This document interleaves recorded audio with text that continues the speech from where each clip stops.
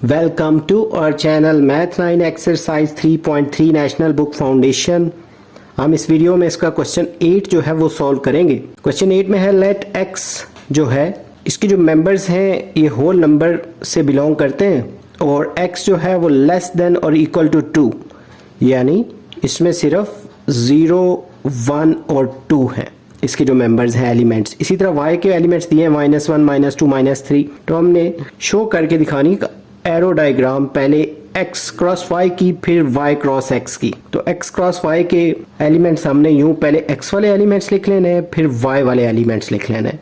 तो इसके ordered pair इस तरह बनाएंगे, 0 के साथ इन तीनों को सीक्वेंस में लिखना है, यानी 0 के साथ -1, 0 के साथ -2, 0 के साथ -3, फिर 1 के साथ भी इन तीनों को, 2 के साथ भी इन तीनों को बारी बारी लिख लेना है। तो x क्रॉस y जब हम करेंगे तो इसके लिए इस तरह के ये ओवल शेप्स जो हैं ये ड्रॉ कर लेनी है और यहाँ पे लिख भी सकते हैं कि ये x क्रॉस y के लिए हमने ये ओवल्स बनाई हैं।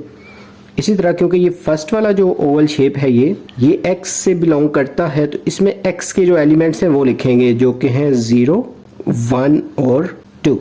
इसी तरह ये जो है ये y का है तो y के जो हमारे एलिमेंट्स हैं वो -1, -2, -3 हैं। तो यहाँ लिख लेंगे -1, यहाँ पे -2, -3।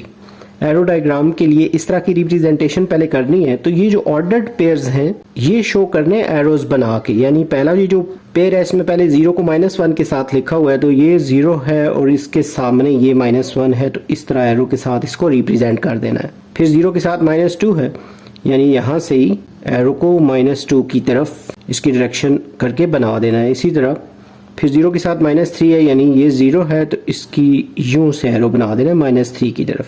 फिर 1 के साथ भी ये हैं तीनों। 1 के साथ पहले -1 है तो यहाँ से इस तरह डिफरेंट कलर से भी लगा सकते हैं, यानी 1 के साथ यूं इस तरह -1। फिर 1 के साथ -2 है, यानी यहाँ से यूं -2 की तरफ। फिर 1 के साथ -3 है तो यहाँ से 1 से -3 की तरफ एरो लगा देना है। सेम इसी तरह जो थर्ड वाला है उसकी भी लगा देनी है। जैसे 2 है ये तो 2 को -1 की तरफ, फिर 2 को -2 की तरफ। तो इस तरह इन 2 ही कलर अवेलेबल हैं तो इसकी लाइन एरो में ही होती है, पर इसको मैं थोड़ा इस तरह से लगा देता हूँ ताकि ये डिफरेंट नज़र आए। ये ना ये वाली जो जिगजैग टाइप की लाइन है ना 2 के साथ, इसी तरह ये 2 के साथ पहले -1 है, फिर 2 के साथ -2, फिर 2 के साथ -3। तो ये वाली जो डायग्राम है ये arrow diagram x cross y के लिए है।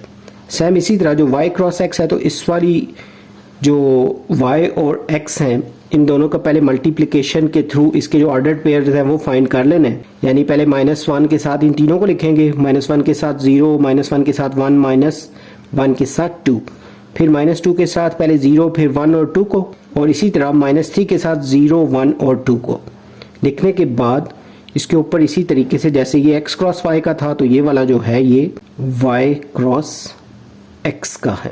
तो इसकी एरो डायग्राम जो है इसमें कि पहला वाला जो ओवल शेप है ये y के लिए है तो इसमें y वाले एलिमेंट्स लिखेंगे। तो y वाले एलिमेंट्स हैं -1, फिर -2 और -3। इसी तरह ये x से बिलोंग करता है ये जो ओवल शेप है तो इसमें x वाले एलिमेंट्स जो हैं 0, 1 और 2 लिख लेंगे।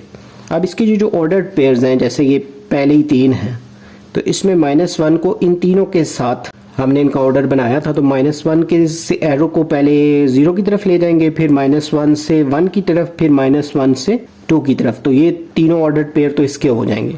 सेम इसी तरह फिर हमने ये वाले 3 बनाए, -2 के साथ पहले 0 को, फिर 1 को, फिर 2 को, यानी -2 के साथ पहले 0 को, फिर 1 को, फिर 2 को। और सेम इसी तरह -3 के साथ भी हैं, ये जैसे -3 के साथ 0 है, -3 के साथ 1, -3 के साथ 2। तो कलर फिलहाल 2 ही हैं तो इसके साथ वैसे एरो ही बनाना है, लेकिन मैं इसकी थोड़ी चेंज कर देता हूँ शेप ज़रा लाइन की, इस तरह की जिगजैग लाइन ना।